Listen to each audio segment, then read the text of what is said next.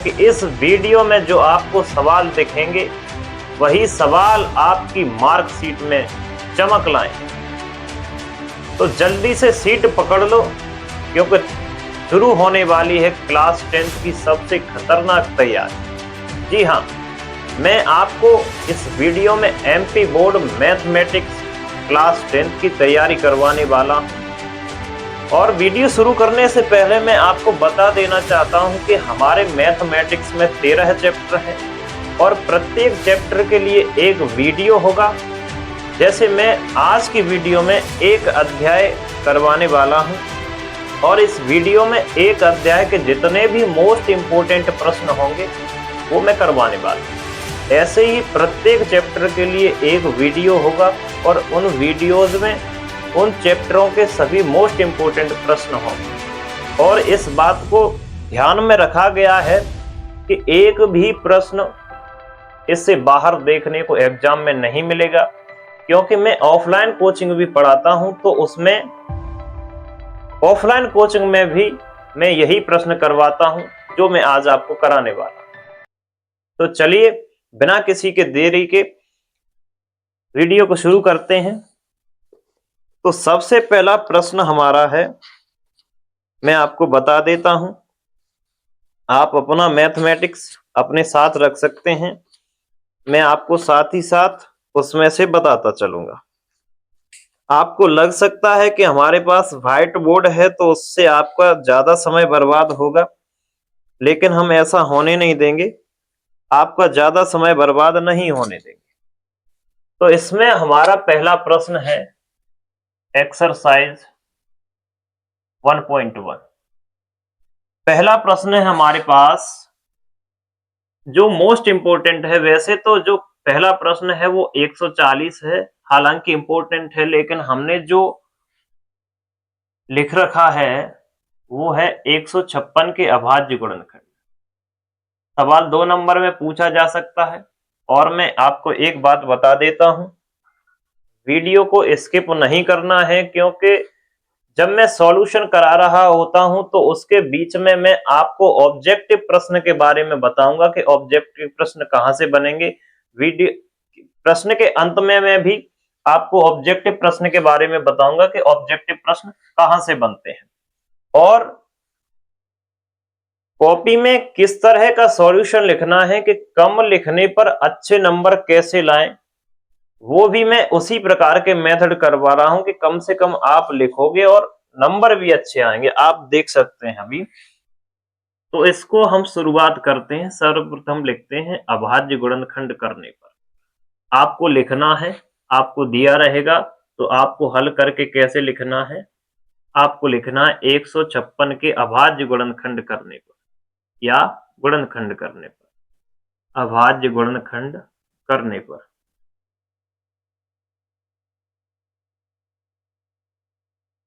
तो हम कर लेते हैं जैसे बचपन में हम किया करते थे वैसे ही कर लेते हैं। अगर आप डायरेक्ट करना जानते तो और अच्छी बात है।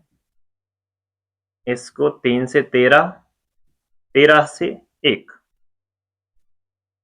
तो यहाँ पे हमें लिखना है 156 और 156 के आगे लिख देना है इसके अभाज्य गुणनखंड, जैसे कि 2 इंटू 2 इंटू 3 इंटू 13।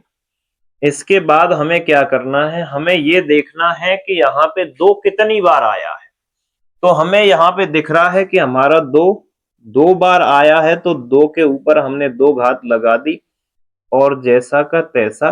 अगर यहाँ पे 3 2 बार आता तो 3 के ऊपर भी 2 घात लगा देते। तो ये सवाल हो चुका है। अब जरूरी नहीं है कि 156 ही पेपर में आए, लेकिन मैं ये गारंटी दे सकता हूं कि इस टाइप का एक सवाल आपके पेपर में जरूर आएगा और कोई बड़ी संख्या नहीं आएगी। ऐसा ही प्रश्न आएगा, या तो 156 या 140, 180, कोई भी संख्या वो दे सकता है। इस टाइप का एक सवाल आपके पेपर में जरूर आएगा। इसके बाद सेकंड जो क्वेश्चन है आपके मैथमेटिक्स में वो है 26 और 91 का एलसीएम एचसीएफ ज्ञात करिए और उसकी जांच भी करनी है। 26 और 91 का एचसीएफ और एलसीएम ज्ञात करना है। और इसकी जांच भी करनी है, तो उसको हम देख लेते हैं कैसे करना है। मैं आपको वही क्वेश्चंस करवा रहा हूं जो संभावित हैं, जो पेपर में आ सकते हैं। अभी मैंने आपको 156 करवाया, बहुत इंपॉर्टेंट प्रश्न है ये। मैंने अपने बच्चों को 100% लिखा रखा है कि ये 2026 में आएगा ही आएगा। एक दूसरा प्रश्न है आपके पास 26 और 91 का, आपको एलसीएम और एचसीएफ ज्ञात करना है। मैं आपको बड़ी ही आसान विधि से कराने वाला हूं, आपको पूरा समझ में आएगा, ये मेरी गारंटी है, अगर आप लेक्चर को पूरा देखते हो तो। सर्वप्रथम लिखेंगे गुणनखंड करने पर, गुणनखंड करने पर 26 के गुणनखंड करेंगे तो यहां से 13, 13 से 1, फिर इसके बाद 91, ये 7 से डिवाइड होगा, यहाँ पे आएगा 13 सत्ते 91, तो 13 से यहाँ पे 1। यहाँ पे हमें लिख लेना है 26, 26 के आगे लिख देना है 26 के जो भी गुणनखंड है वो हमने लिख लिए। यहाँ पे लिख लेना है 91, और 91 के जो भी गुणनखंड होंगे वो हमने लिख लिए। इसके बाद अब हमसे पूछा गया है कि हमें एलसीएम और एचसीएफ ज्ञात करना है। तो सर्वप्रथम हम यहाँ पे लिखेंगे एचसीएफ, और यहाँ पे ये भी लिख देंगे 26,91। अब इसका मतलब क्या होता है गुरुदेव? तो इसका मतलब ये होता है कि आपसे यहाँ पे लिखा है 26 और 91, इसका मतलब ये है कि 26 और 91 का एचसीएफ बताओ। तो इसी में से हम निकालेंगे जो गुणनखंड है 26 और 91 के, उसी में से हम एचसीएफ कैसे निकालेंगे? तो हमें देखना है कि दोनों में ऊपर नीचे कॉमन क्या है। तो हमें इसमें कॉमन 13 दिखाई दे रहा है, तो यही हमारा एचसीएफ होगा। अब बात कर लेते हैं एलसीएम की। तो एलसीएम क्या होगा हमारा? एलसीएम 26 और 91 का क्या होगा वो हम देख लेते हैं। अब ये 26 और 91 के जो भी गुणनखंड हैं वो सारे के सारे लिखने हैं। कैसे लिखने हैं मैं आपको बता देता हूं। जो दोनों में कॉमन है वो सिर्फ एक बार लिखना, और बाकी का सारा लिख देना है। जैसे कि यहाँ पे हमने 2 लिखा, 2 के बाद हमने गुणा में 7 लिखा, और ये 13 हमारा 2 बार आ रहा है तो हमने 1 बार लिख लिया। तो इसका गुणा जैसे ही करेंगे, जैसे 2 सत्ते 14, 14 गुणा 13, 14 गुणा 13 करने में थोड़ा सा हमें मुश्किल लग रहा है, तो हम कैसे करेंगे?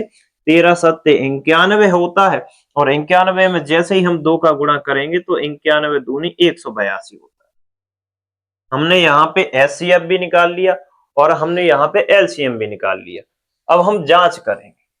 जांच कैसे करते हैं? बहुत ही आसान विधि है जांच की। हमें एक लाइन लिखनी होती है कि दो संख्याओं का गुणनफल, दो संख्याओं का गुणनफल बराबर एचसीएफ इंटू एलसीएम। ये कहना क्या चाह रहा है, इस लाइन का अर्थ क्या है, मैं आपको समझा देता हूं। इसने कहा कि दो संख्याओं का गुणनफल, मैं अलग से समझा रहा हूं। दो संख्याओं का गुणनफल जैसे 26 और 91, 26 और 91 मैंने ले लिया, तो कहने का मतलब ये 26 और 91 का जो हम गुणा करेंगे वही गुणा क्या आएगा? जैसे 26 और 91 का हमने एलसीएम निकाल लिया 182 और एचसीएफ निकाल लिया 13, तो जो गुणा इसके एचसीएफ और एलसीएम का होगा वही गुणा इन दोनों संख्याओं को आपस में करने से हमें प्राप्त होगा। कैसे प्राप्त होगा अभी मैं आपको बताता हूं। दो संख्याओं का गुणनफल, तो कौन सी दो संख्याएं हैं? यही दो संख्याएं 26 और 91 मैंने यहाँ पे लिख लिया, और इसका एचसीएफ निकला था हमारे पास 13 और एलसीएम निकला था 182। जब मैं इसका गुणा करता हूं तो इसका और इसका गुणा हमें बराबर मिलना चाहिए, तो मैं यहाँ पे गुणा करके देख लेता हूं। पहले मैं 26 का गुणा ना करके 13 का करूंगा, 13 एक 13 होता है, 13 नम में 117 और 118 हो गया। अब बचा 2, 2 का फिर कर देता हूं, 2 एकम 2, 2 अट्ठे 16, 2 एकम 2 एक 3, 2 एकम 2। यहाँ पे कुछ गलत सा हो रहा है मुझे लग रहा है, हाँ यहाँ पे थोड़ा गलत हो गया, 13 एकम 13 और 13 नम में 117, 118, ये दो दो तीय 6, 2 अट्ठे 16 और 2 एकम 2 एक 3, 2 एक 2। तो जैसे ही मैंने इसका गुणा किया तो हमारे पास क्या आया, 2366 आया। इसके बाद हम 182 का गुणा करेंगे तो 13 दूना 26 होता है, हासिल 2 आई, 13 8 104, हासिल 2 106 हो गया, हासिल 10, 13 एकम 13, 10 23। तो हमने देखा कि हमारा लेफ्ट हैंड साइड है वो भी 2366 है और राइट हैंड साइड है वो भी 2366 है। तो हम यहाँ पे लिख सकते हैं कि हेंस प्रूव्ड, जो आपने पूछा था वो हमने सिद्ध कर दिया, हमने ये जांच भी कर दी, ये बिल्कुल राइट है। तो सवाल नंबर अगले की तरफ बढ़ते हैं। आपका क्या फर्ज बनता है मेरे भाई कि आपको मैंने 26 और 91 का ये मोस्ट इंपोर्टेंट करवा दिया, इसके बाद इसके जैसा ही एक सवाल आपको प्रैक्टिस करना है, जिससे क्या है आपको कॉन्फिडेंस आएगा और पेपर में सवाल करने की स्पीड बनेगी। तो आपको भी प्रैक्टिस कर लेना है। इस क्लास को देखने के बाद आप तुरंत जो मैंने प्रश्न कराए हैं उनको प्रैक्टिस कर लेना है। इसके बाद तीसरा प्रश्न है 12, 15 और 21 के अभाज्य गुणनखंड विधि द्वारा क्या करना है, सिर्फ इसमें एलसीएम और एचसीएफ ज्ञात करना है।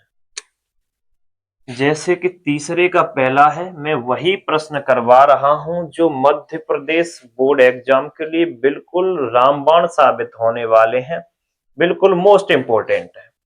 तो ये हमारा अगला प्रश्न है 12, 15 और 21 का एलसीएम एचसीएफ ज्ञात करना है। तो सर्वप्रथम हम हल लिखेंगे और सीधा लिखेंगे गुणनखंड करने पर। गुणनखंड करने पर मैं एक तरीके से आपको सारे सवाल करवाऊंगा। तो यहाँ पे 12 का हम गुणनखंड करेंगे तो 2 से 6, 2 से 3, 3 से 1। 15 का 3 से 5, 5 से 1। 21 के गुणनखंड करेंगे 3 से 7, 7 से 1। तो फिर हम यहाँ लिख लेंगे सभी को बारी बारी से। 12 के गुणनखंड क्या क्या निकल के हमारे सामने आए, 2 गुणा 2 गुणा 3। 15 के गुणनखंड हमारे सामने निकल के आए 3 गुणा 5 और ऐसे ही 21 के गुणनखंड हमारे सामने निकल के आए 3 गुणा 7। जैसे अभी हमने निकाले थे पिछले सवाल में 21 और 91 सॉरी 26 और 91 वाला जो सवाल था उसमें हमने पहले निकाला, वैसे ही हम इसमें एलसीएम और एचसीएफ निकालेंगे। तो कैसे निकालेंगे, तो हम लिखेंगे यहाँ पे एचसीएफ। एचसीएफ ऑफ मतलब इन सभी संख्याओं का 12, 15 और 21 का एचसीएफ क्या होगा देखते हैं।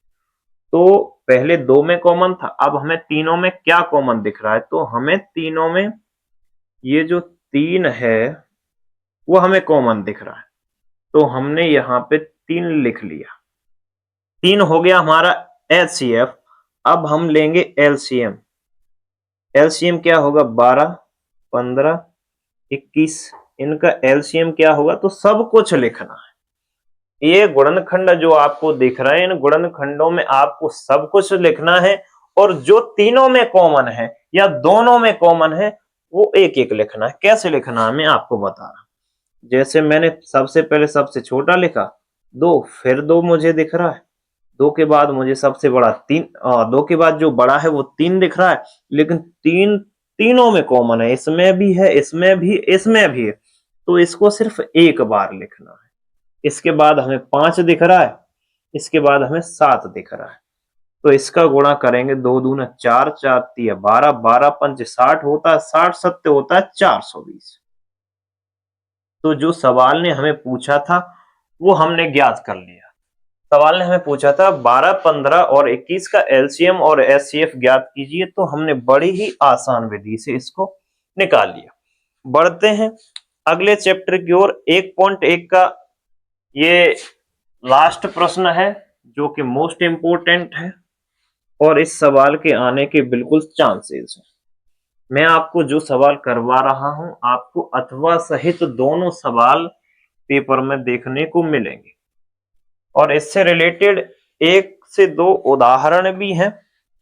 अच्छा, मैं आपको एक बात क्लियर कर देता हूं, जो सवाल थोड़े से भी अलग हैं वो मैं आपको खुद करा रहा हूं और बिल्कुल सेम है। जैसे कि मैं आपको बता देता हूं, उदाहरण नंबर में बता देता हूं। जैसे आपको उदाहरण नंबर दिख रहा है 2, 6 और 20 के अभाज्य गुणनखंड। ये मोस्ट इंपोर्टेंट भी लगा है, आपको दिख रहा होगा, इस पे 2026 डला है। तो इसको क्या करना है, ये बिल्कुल अभी मैंने आपको करा रखा है, इसकी तरह होगा बिल्कुल, तो आप कर सकते हैं। इसके बाद अब जो उदाहरण नंबर 4 है वो थोड़ा सा अलग है, अलग तरीका इसमें यूज हुआ है, तो मैं इसको करा रहा हूं। मैं आपके लिए ज्यादा हेडिंग वाली चीज छोड़ ही नहीं रहा हूं, मैं खुद से करा रहा हूं। सवाल नंबर 4 है, मैं सवाल को लिख रहा हूं, आप इसको थोड़ा सा आगे बढ़ा के भी देख सकते हैं। जैसे कि HCF 306 657 इज इक्वल टू 9 दिया है। मैं आपको सवाल का मतलब भी समझाऊंगा, साथ ही साथ पूरे YouTube पर कोई नहीं समझाता, सिर्फ आए, रामायण सी कह गए और चले गए। मैं ऑफलाइन क्लास में भी बच्चों को समझाता रहता हूं कि मैथमेटिक्स को समझने के 3 चरण होते हैं। सबसे पहला होता है कि सवाल को अच्छे से पढ़ना है, दूसरे के बाद टीचर जो सॉल्यूशन करा रहा है उसको अच्छे से समझना है। अगर कोई चीज समझ में ना आ रही हो तो क्लास में ही क्लियर कर लेना है, उसके बाद घर पर उसका रिवीजन कर लेना है। और तब तक रिवीजन करना है जब तक आपको ऐसा लगने लगे सवालों से एलर्जी हो जाए आपको, तब तक रिवीजन करना है जब तक एलर्जी सी। जैसे ही आप किसी सवाल को प्रैक्टिस करने बैठो, मान लो मैं ये सवाल करा रहा हूं, जब आप रिवीजन करने बैठो तो लगभग 3 से 4 दिन तक इनका लगातार रिवीजन करो। जब 4 दिन आप रिवीजन कर लेंगे तो ये आपके माइंड में पूरी तरीके से 100% फिट हो जाए। जब इन्हीं सवालों का आप 10 दिन बाद रिवीजन करने बैठोगे तो आपको एकदम सर में खुजली होगी। क्यों खुजली होगी? क्योंकि आपको ये पहले से ही आते हैं। तो इनका इस तरीके से रिवीजन करना है कि ये बिल्कुल आपके डीएनए में घुस जाए। तो अब पहले इस सवाल को हल करने से पहले इसका मतलब समझ लेते हैं। तो ये लिखा है HCF 306 657, मतलब ये कह रहा है सवाल के 306 और 657 का HCF हमें 9 दिया है पहले से ही, और हमें 306 और 657 का LCM ज्ञात करना है। बड़ी ही आसान विधि से हम इसको कर सकते हैं। कैसे कर सकते हैं, चलिए देखते हैं। तो हमें दिया है, सर्वप्रथम हम लिखेंगे दिया है, क्या क्या दिया है वो हम लिख लेते हैं। हमें दिया है HCF बराबर 9 दिया है, ठीक है ना, और हमें कुछ भी नहीं दिया है, और जो LCM है वो हमें ज्ञात करना है। तो हम जानते हैं, क्या क्या जानते हैं, ऐसा हम सवाल कर चुके हैं। हम जानते हैं कि दो संख्याओं का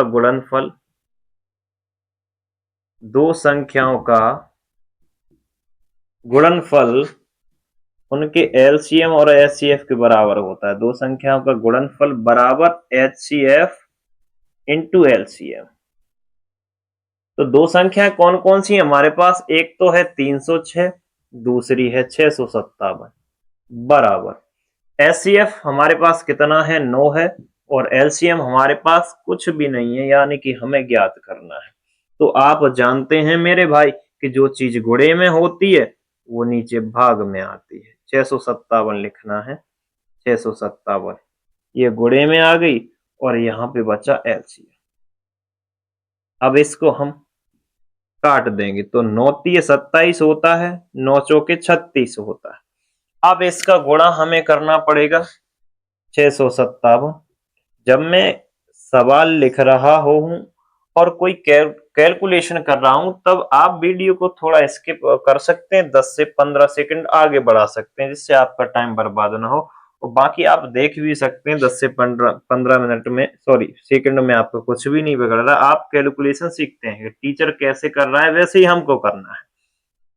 तो 4 सत्ते 28 होता है। वैसे मैं इसको डायरेक्ट भी कर सकता हूँ। कैसे कर सकता हूँ? मैं 34 को क्या करता हूँ, इसको 2 टुकड़ों में विभाजित करता हूँ, एक तो 17 में, दूसरा 2 में। 17 दूनी 34 होता है। तो पहले मैं इसको 17 से करूंगा। 17 सत्ते 119 हासिल 11, 17 पंजे 85 और 11 होते 96 हासिल 9, 17 छक्के 102, 102 और 9 होते हैं 111। इसके बाद 2 का गुणा करेंगे, 2 ने में 18, 2 छक्के 12 एक 13, 2 एकम 2 एक 3, 2 एकम 2, 2 एकम 2। बड़ी ही आसानी से आप ऐसे ही इसको ज्ञात कर सकते हैं। अगर आप इस वीडियो को छोड़ देते तो शायद आपको ये डायरेक्ट करना नहीं आता। तो आप इसको पूरा देख सकते हैं। तो हाँ, अभी एक उदाहरण का सवाल और रह गया है जो कि मोस्ट इम्पोर्टेंट है। मैं आपको करा ही देता हूं, वैसे आप उसको कर सकते हैं, कोई इश्यू नहीं हो, बिल्कुल एक जैसा है। जैसे आपने 12, 15 और 21 का किया था वैसे ही उदाहरण नंबर आपको जो 3 है या 4 है मैं आपको बता देता हूं, वो कर लेना है। बिल्कुल सेम है, कुछ भी अलग नहीं। उदाहरण नंबर 2 आपको ही करना है और उदाहरण नंबर 4 भी आपको ही करना है। और मैं बता देता हूं आपको पढ़ना क्या क्या है। और एलसीएम और एचसीएफ से रिलेटेड एक आपको ऑब्जेक्टिव प्रश्न जरूर पूछा जाएगा। 2 भी पूछा जाए तो कोई बुराई वाली बात नहीं। आपको मैं बता ही देता हूं कि आपको क्या क्या पढ़ना है।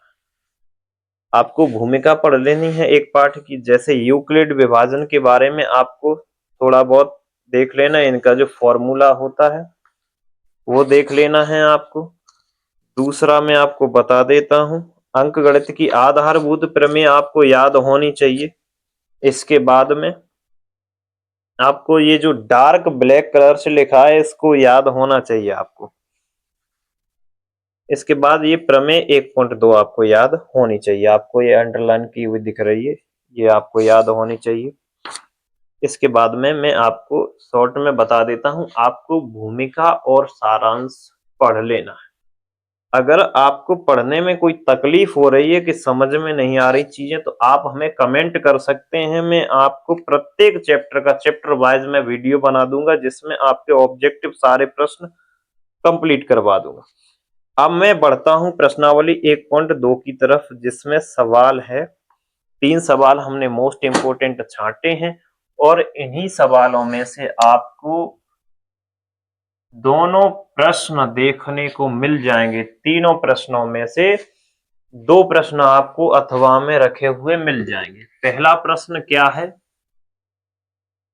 पहला प्रश्न है हमारे पास, सिद्ध कीजिए कि 7√5 जो है वो एक अपरिमेय संख्या है। एक अपरिमेय संख्या है, अपरिमेय संख्या है।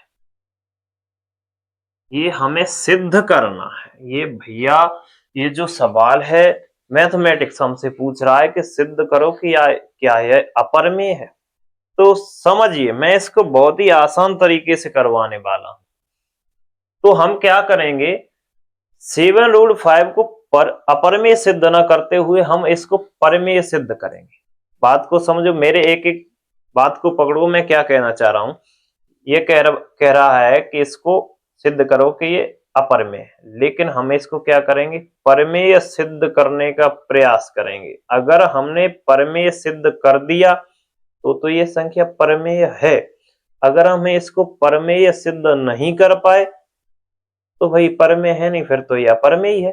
तो हम डायरेक्ट वहां पे लिख देंगे कि भैया हमने जो सिद्ध करा हमें परिमेय नहीं दिखी तो ये संख्या कैसी है, अपरिमेय।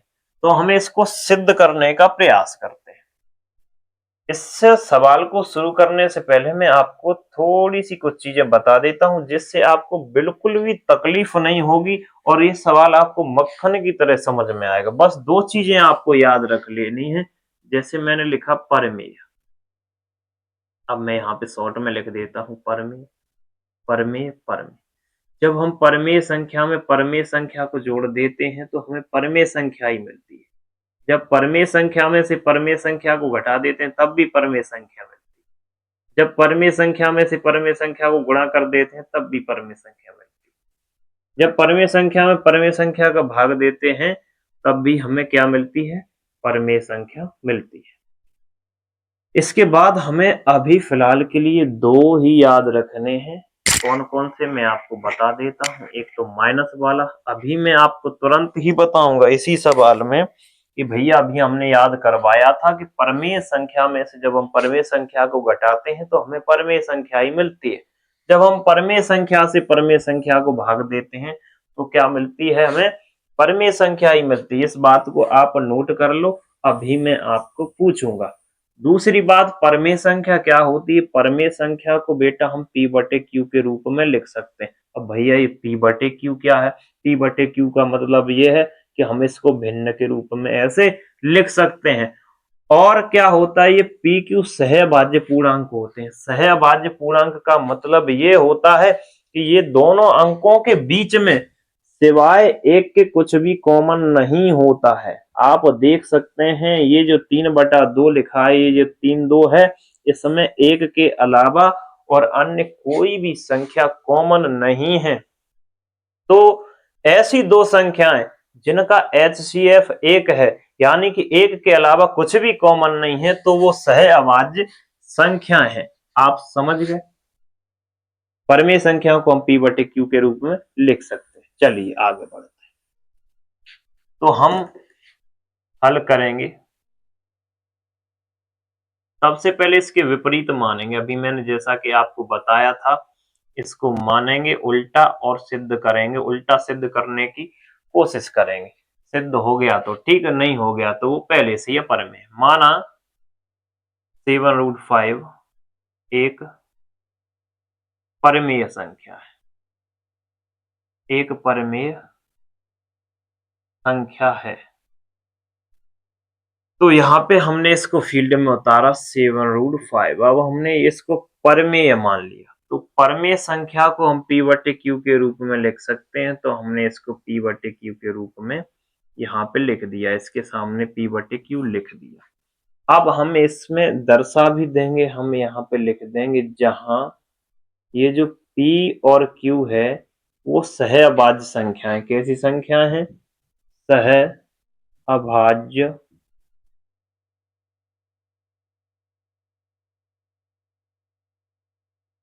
सहअभाज्य संख्या है।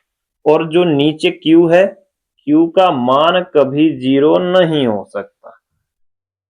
q का मान कभी 0 नहीं हो सकता। अब हम क्या करेंगे? हमें पता है कि जो चीज गुणे में होती वो हमेशा सामने वाले के नीचे जाती है। तो ये जो 7 है वो नीचे पहुंच गया। अब मेरे भाई यहीं इसको समाप्त करो। इसमें बस थोड़ी सी परिभाषा है, आपको अलग से याद नहीं करनी, मैं इसी में समझा देता हूं। आपको एक अक्षर भी याद नहीं करना। कैसे नहीं करना, मैं आपको बता देता हूं। आपको दिख रहा है कि √5 एक कैसी संख्या है? √5 एक अपरमेय संख्या है। अपरमेय संख्या है, कुछ भी रटना नहीं पड़ेगा, बस आप देखिए। √5 एक अपरमेय संख्या है, जबकि p बटे 7q एक क्या है?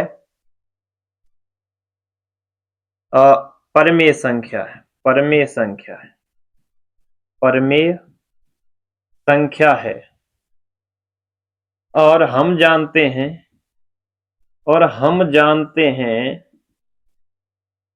हम जानते हैं कि परमेय संख्या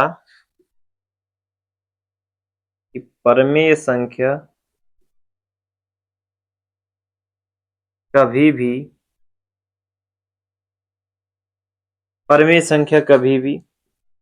अपरमेय संख्या के बराबर नहीं हो सकती। अपरमेय संख्या के बराबर नहीं हो सकती। इसीलिए अतः 7√5 एक अपरिमेय संख्या है।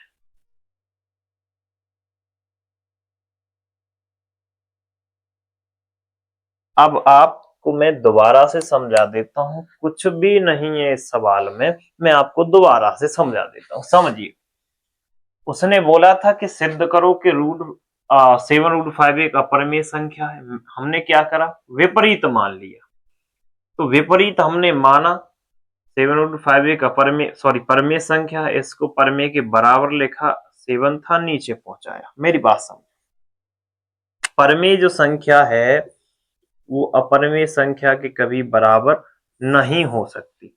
तो ये अपरिमेय है और ये परमेय है, तो ये बराबर कैसे हो सकती हैं? नहीं हो सकती। वही बात तो हमने यहाँ पे लिखा है कि जो √5 है वो एक अपरिमेय संख्या है, जबकि ये वाली परमेय संख्या, और हम जानते हैं कि परमेय संख्या कभी भी अपरिमेय संख्या के बराबर नहीं हो सकती, अतः 7√5 एक अपरिमेय संख्या है।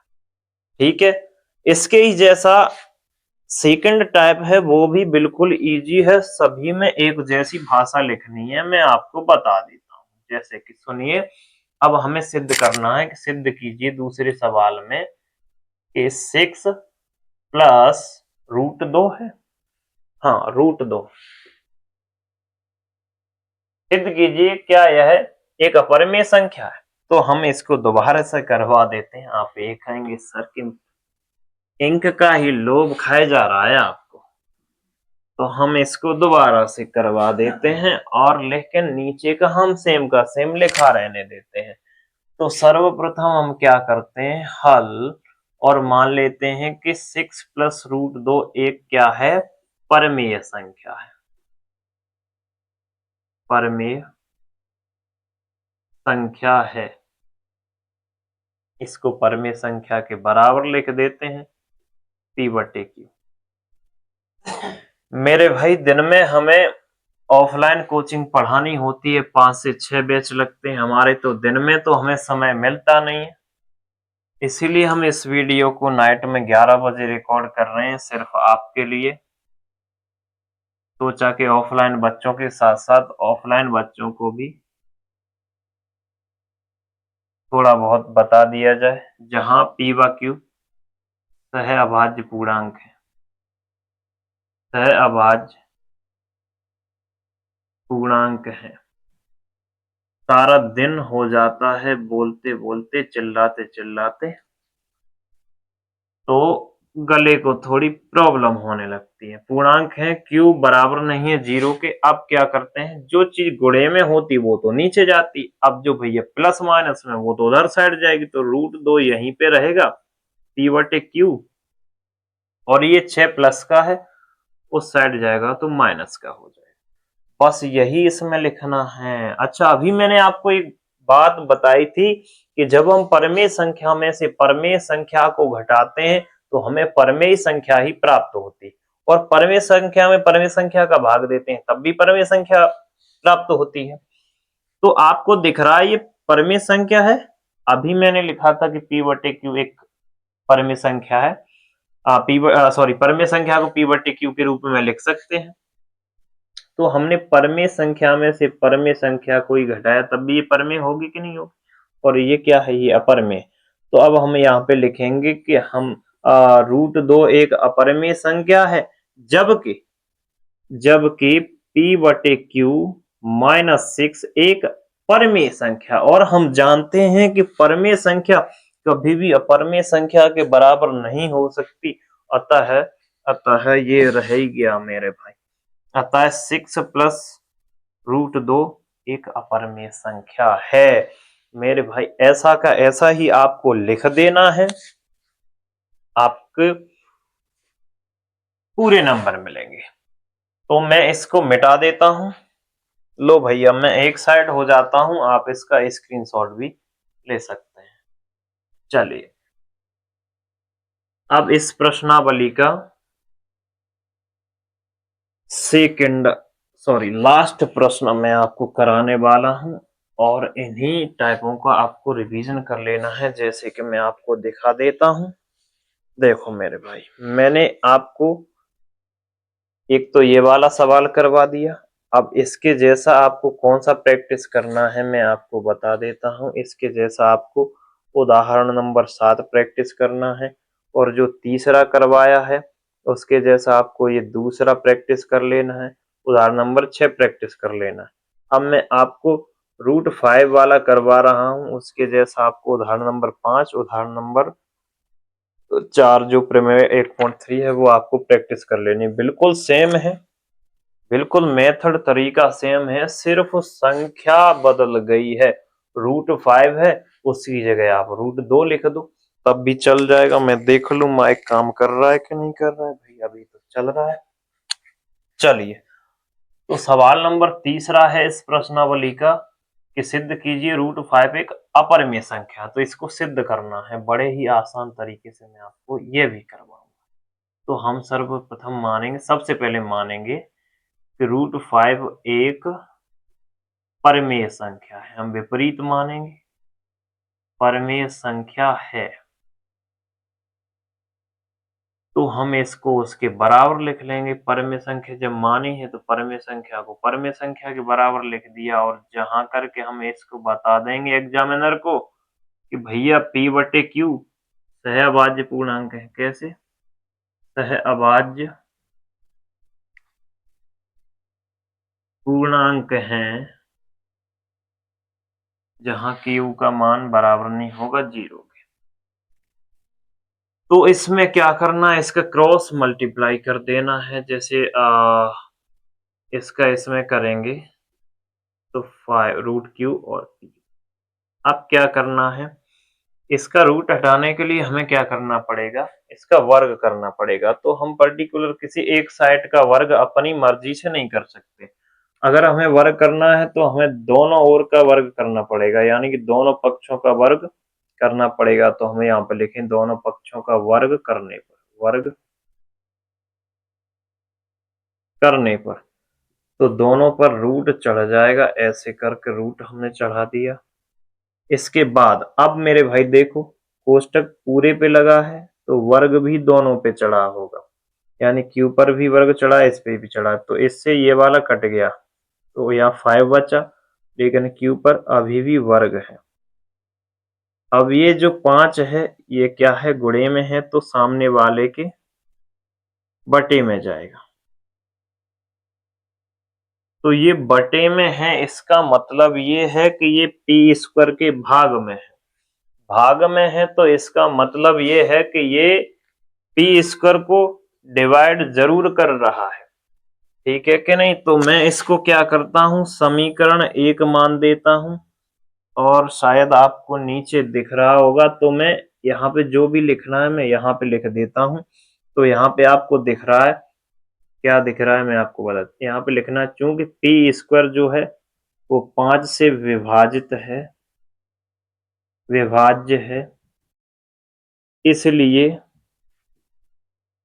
P भी 5 से विभाज्य होगा। 5 से, वैसे इसमें रटने वाली कोई चीज नहीं है, लेकिन आप एक आध पॉइंट रट भी सकते हैं, लेकिन रटने की जरूरत नहीं, मैं आपको समझा देता हूँ सारी चीजें। P² जैसे कि मान लो मैं कुछ भी रख लेता हूँ, यहाँ पे P की जगह पे 10 का स्क्वायर कर देता हूँ, और यहाँ पे 5। अब ये कह रहा है कि P² 5 से विभाजित है, तो 10² 5 से विभाजित होगा कि नहीं होगा? 10 का स्क्वायर क्या होगा? 100। 100 5 से विभाजित है कि नहीं? अब ये वाला पॉइंट ये हो गया। अब ये कह रहा है कि P भी 5 से विभाजित है, तो P हमारा यहाँ पे ओनली होगा 10। क्या हमारा 10 5 से विभाजित नहीं है? बिल्कुल है। जो हमारा 10 है वो 5 से विभाजित है। अब मैं ऐसा क्यों कर रहा हूं, मैं आपको अब डिटेल में बता ही देता हूं, आखिर ऐसा क्यों किया जा रहा है। जैसा कि मैंने आपको शुरुआत वीडियो में ही बताया था, जब 1.2 शुरू करी थी उससे पहले, कि हकीकत में ये क्या होता है, परमेय संख्या के जो पूर्णांक होते हैं उनका HCF क्या होता है? 1 होता है। कितना होता है? 1 होता है। लेकिन अब क्या है, उसमें सिर्फ 1 का ही भाग जाएगा। जो पूर्णांक होते हैं उसमें सिर्फ किसका भाग जाएगा? 1 का ही भाग जाएगा। और डिटेल में समझो, जो P व Q हैं उनमें सिर्फ एक का ही भाग जाएगा। लेकिन लेकिन यहाँ पे आपको दिखाई दे रहा है कि इसमें तो यहाँ पे 5 का भाग जा रहा है। हमें अगर इसमें 1 का भाग चला जाए P में भी और Q में भी, तब तो ये पूर्णतः परमेय संख्या है। लेकिन अब इसमें क्या है, यहाँ पे 5 का भाग चला गया। तो अब हम एक बार ये भी चेक कर रहे हैं कि P में तो 5 का भाग चला गया, क्या Q में भी 5 का भाग जा रहा है? अगर 5 का भाग दोनों में जा रहा है तो ये परमेय हो ही नहीं सकती है। तो आप इतने का स्क्रीनशॉट लीजिए, फिर मैं आगे बढ़ता हूं। ले लिया? चलो, तो मैं यहाँ पे इसको लिखा रहने देता हूं, मैं इसको मिटा देता हूं, यहाँ से जरूरत पड़ेगी तो मैं ये जो समीकरण है मैं इसको ऊपर लिख देता हूं। Q बराबर P स्क्वेयर,